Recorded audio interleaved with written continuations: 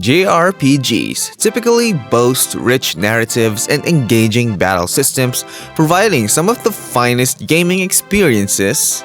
However, not every JRPG hits the mark, and some may leave players questioning their worth. In this video, we'll delve into the 12 most disappointing JRPGs throughout the years and platforms. Unlimited Saga. Unlimited Saga, a 2002 JRPG by Square, certainly cannot be accused of being conservative in its approach. The game is strikingly ambitious in both narrative and gameplay elements. Regrettably, the latter aspects primarily detract from the overall player experience. Navigating the game involves a board game-like exploration with a restricted number of turns to finish dungeons, a feature that rapidly becomes monotonous and exasperating. Additionally, the battle system is overly complex, utilizing dual HP and LP indicators or life points, and a chance-driven element that influences the effectiveness of actions.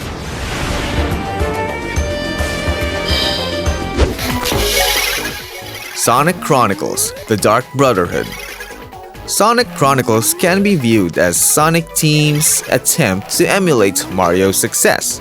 Given Sonic the Hedgehog's emphasis on momentum, it might seem that the franchise is incompatible with a turn-based JRPG. BioWare's efforts to develop innovative combat mechanics resulted in a convoluted and unenjoyable experience. The battle system relies heavily on the DS touchscreen, which becomes tiresome, and the touchscreen is also used for Sonic's movement, making it awkward. Combined with uninspired settings that fail to capture Sonic's unique style, the game falls short. As an RPG, Dark Brotherhood has engaging dialogue and contributes to the Sonic universe's lore, but the infrequent story moments and unresolved cliffhanger ending make the 16-hour gameplay feel unsatisfying.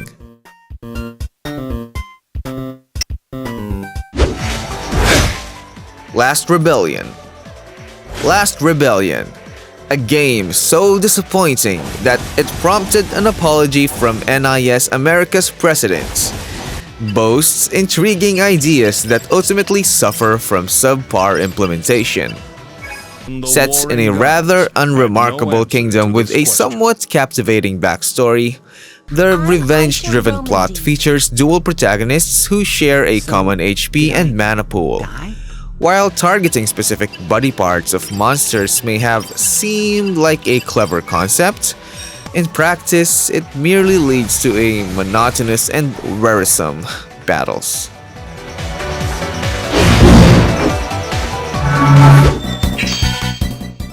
Lunar Dragon Song.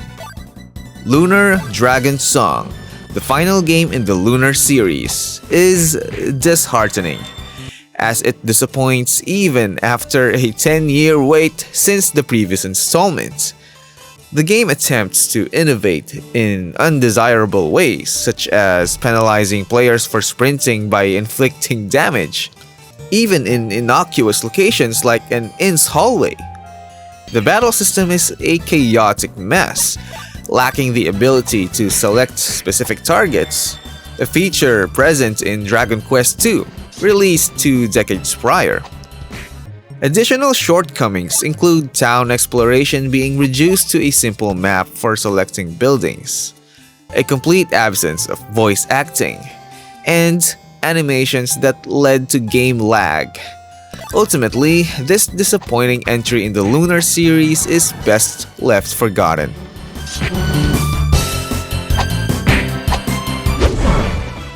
One Piece Romance Dawn.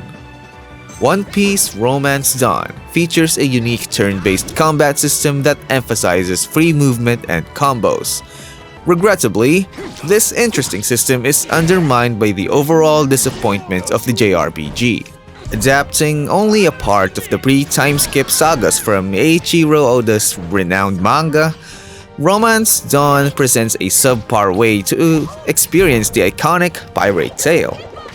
Visually, the game falls short when compared to other PSP and Nintendo 3DS JRPGs. Unappealing textures and character models are further marred by lackluster environments and repetitive gameplay.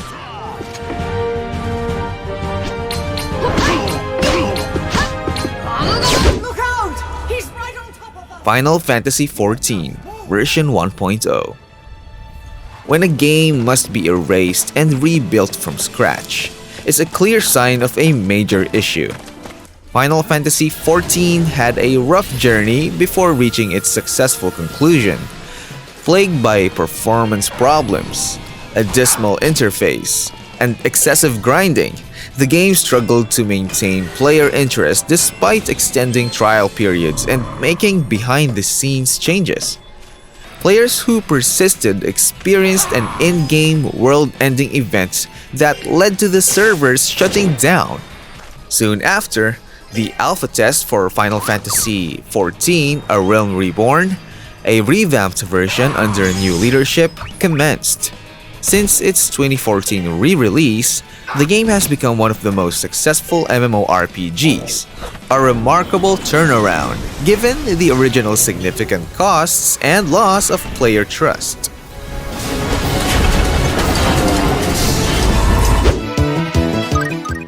Chronos Arc. Grinding is a common element in JRPGs, but it should enhance the main narrative instead of merely extending a brief campaign. Chronos Arc harkens back to classic SNES-era JRPGs, featuring a comfortably familiar turn-based system. Although somewhat unoriginal, Chronos Arc gains credit for its solid character and equipment progression systems. The game could have been worth recommending if it didn't necessitate excessive grinding to tackle its numerous difficulty surges.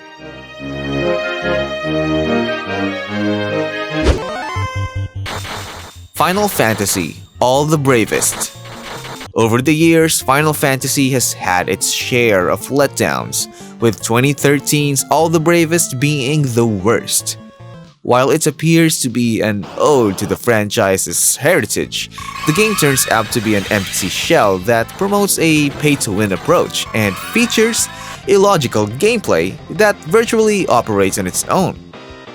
Final Fantasy: All the Bravest lacks even a hint of the charm that made the series so iconic and adored. It's the kind of game that tarnishes the reputation of the franchise merely by its existence.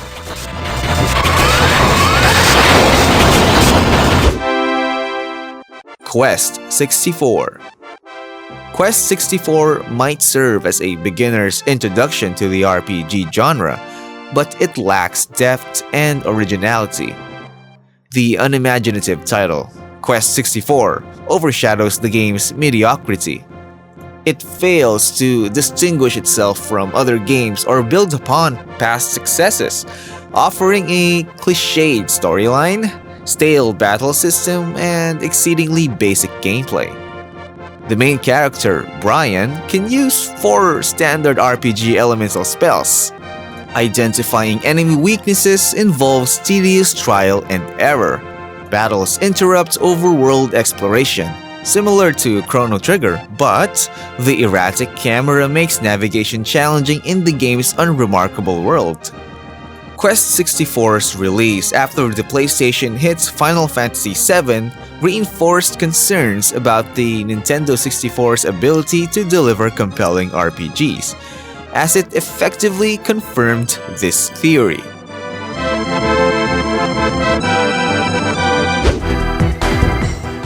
Digimon World 2. Despite being included in this list, Digimon World 2 is not without its fans. Though it has not reached the same level of success as Pokemon, the Digimon games have consistently tried to compete, with Digimon World 2 being the most akin to a traditional JRPG in the original PlayStation 1 trilogy. It boasts a commendable array of Digimon to capture and evolve. However, The game falters when it comes to its dungeons, which are monotonous and tiresome to navigate. While the 3v3 combat system is functional, its slow pace causes even basic enemy encounters to drag on far too long. If you want a much better Digimon game, then play Digimon World 1 and World 3 versions, which are true gems.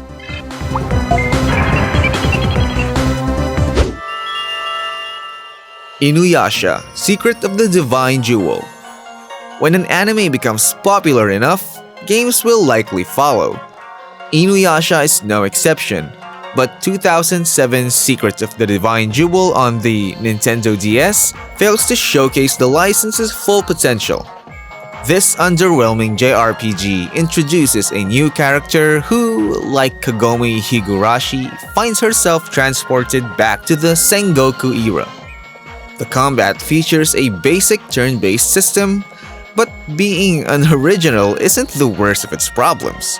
Secret of the Divine Jewel also suffers from an excruciatingly slow pace, making every action feel like a tedious, drawn-out task. We've delved into JRPG history to uncover 12 JRPG disasters better left forgotten. But let's not end on a low note. Check out our videos on the hardest JRPG bosses, Part 1 and Part 2, for epic showdowns that'll rekindle your love for the genre. Or make you get more frustrated.